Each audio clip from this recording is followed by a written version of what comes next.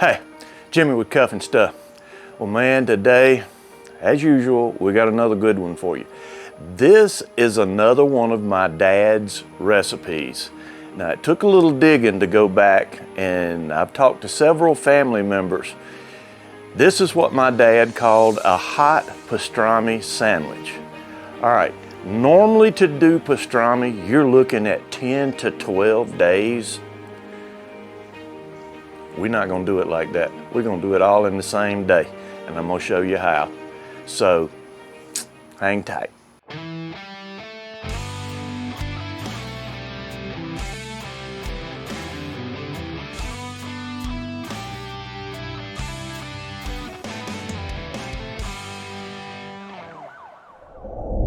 Okay, well,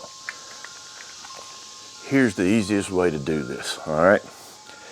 Go to your grocery store, Walmart, wherever, and pick up one of these corned beefs. They've already done the hard job for you. This has already been in a brine. It's got a bunch of salt in it. Now this is 4 pounds that I'm opening up, and at this point, there's very little difference in corned beef and pastrami, okay? They're both done in a brine, basically about the same way. They start off with brisket, and that's what this is.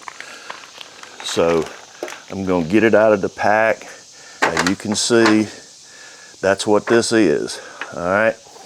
I'm gonna leave it. I always, when I do this, I like to put my fat cap up, okay? Now, I'm gonna take and go ahead and pat dry this a little bit.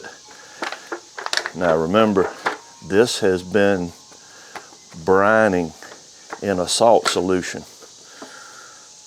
So, again, fat side up. Here's step one, all right? I'm gonna do this in a day instead of 10 to 12 days, okay? I'm gonna take,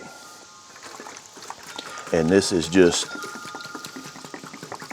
out of the kitchen sink water, and I'm gonna take and I'm gonna pretty much cover this. All right, see, it almost wants to float even. All right, I'm soaking this. I'm gonna take and cover it with aluminum foil, and I'm gonna take it and put it in the refrigerator. I'm gonna leave it at least 3 hours, okay? I'm doing that because I wanna take some of the salt out of this meat. I don't want my pastrami overpowered with salt. Basically, if you were doing corned beef, you would boil this, okay? In seasoning in the water and whatnot. Pastrami is smoked. All right, boiling it would take some of the salt out. So I'm gonna soak this to make pastrami, and that's gonna get some of this salt out of this meat.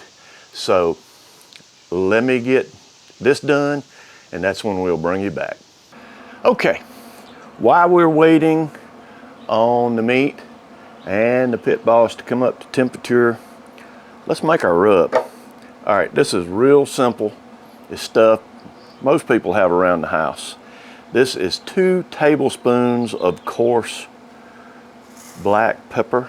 This is 16 mesh. This is 2 tablespoons of coriander. This is 1 tablespoon of brown sugar. All right. And I'm gonna use 1 tablespoon, this is smoked paprika. All right, this 2 teaspoons of garlic powder, not tablespoons. This is 2 teaspoons of onion powder. This is 1 teaspoon of ground mustard. And this is 1 teaspoon of ground white pepper. All right, I've got this in an old spice bottle. I'm just going to take it and shake it up. Now this probably makes, oh, that's half a cup, maybe a little more than that, but this will work. It's got a nice shaker on top, and that's all I'm going to use it for. All right, let's get the pit boss up to temperature. We'll take the corned beef out of the refrigerator and we're going to proceed. All right, we've taken our corned beef out of the refrigerator. It's been 3 hours. We're going to take the seasoning that we mixed up, and I'll try my best to put this in the description below. I know sometimes I forget. I'm gonna try not to. But let's just take and shake this on, and I'm gonna do a fairly heavy coat on this. This is pretty thick.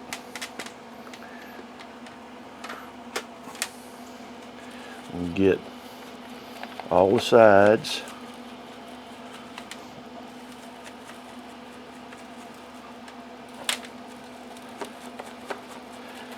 And the reason I put this in there is because I know we're gonna have some left over, and it'll stay in the cabinet just fine. Now, you notice I'm leaving the fat cap on. If you take it off, you better come spritz. That's all I can tell you. I leave it on. I'm putting fat cap side up. And there we have it, seasoned. I'm gonna let it hang out while the pit boss gets to temperature, and we're getting close, and I'll bring you back when we put it on. All right, we've got the pit boss up to 250. I'm gonna take it off the rack for right now and put it right here on top.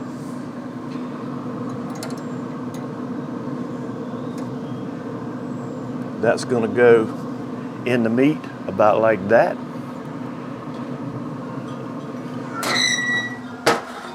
And we're off. All right, here's what I wanna do. I wanna go to about 160, 165 with this piece of meat, and we'll take it off and I'll show you the next step. Easy. We'll be right back. Okay, so here's what we're gonna do. We're gonna take and we put half a container of beef broth, okay? Now you see I've got the meat sitting on the rack like this, and I pour the beef broth under it.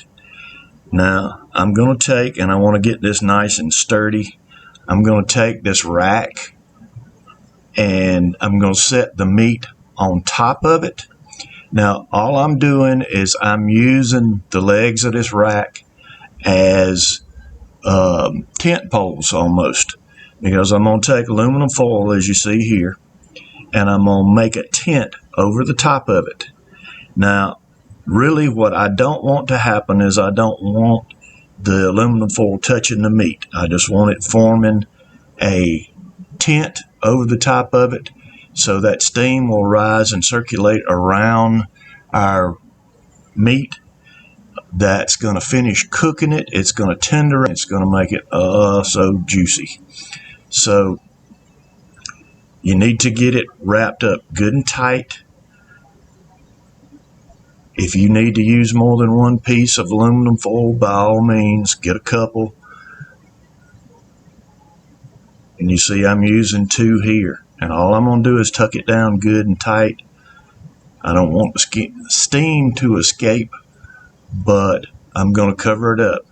Now I'm going to take this, it's going to go back in the smoker, and as you saw I still have the probe, so we're going to be going to between 200 and 205, and when I get there I'll bring you back. All right, it's time to make Dad's hot pastrami sandwich. I've smelled this about as long as I can take it. All right, I've got rye pumpernickel bread. Had to be. Don't ask me why. That's what he said.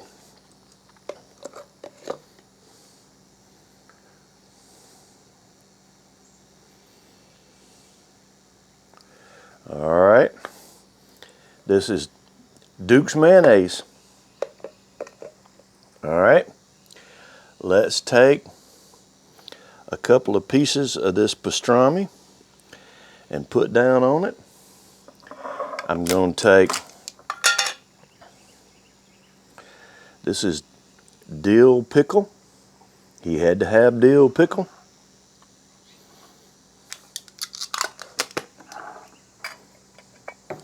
This is sauerkraut. He always used Vlasic. Don't ask me why. I don't know. That's what he used. This was supposed to be the stuff. All right. And that's all there is to this. This is the hot pastrami sandwich. All right. Now, to divert from that, this is what my wife likes. All right. I'm going to take, it's got to be wishbone. This is wishbone Thousand Island dressing. All right. I'm going to pour some on.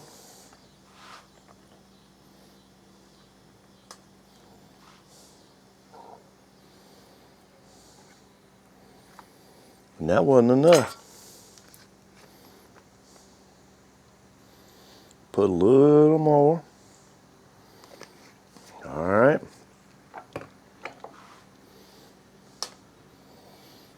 Spread out this Thousand Island dressing. All right. Get the other side. All right. Now, let's put on a piece, just one, pastrami.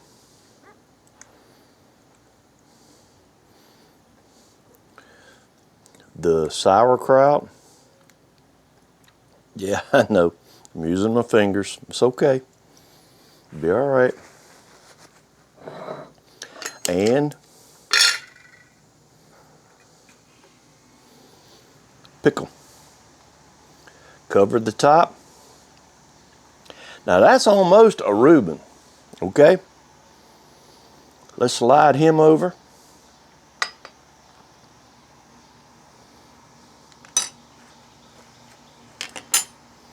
All right, I'm going to take and slice this at an angle. Let's try Dad's hot pastrami sandwich. See if it's like I remember.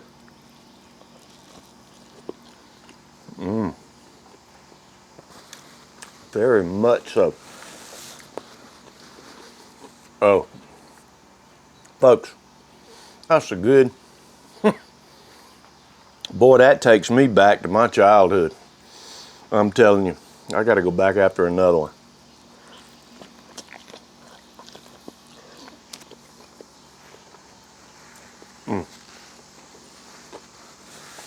This pastrami is perfect temperature, just as tender as it can be. Oh my goodness. That's pastrami. That's a hot pastrami sandwich. All right. She's not out here. I'm gonna cut her sandwich and I'm gonna try it. This is more like a Reuben. Let's try this one.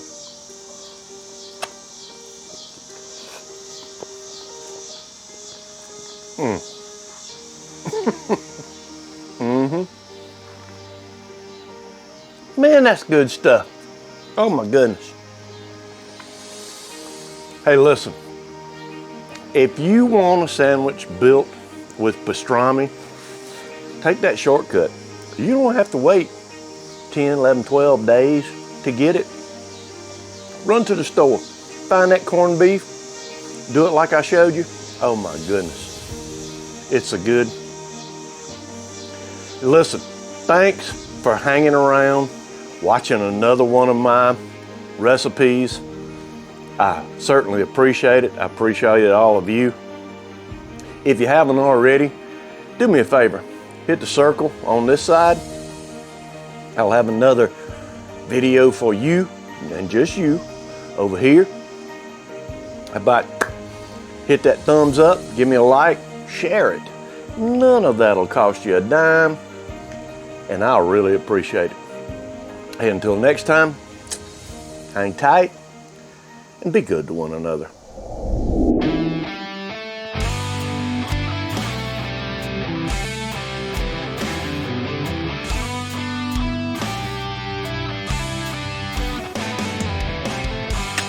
Hang tight.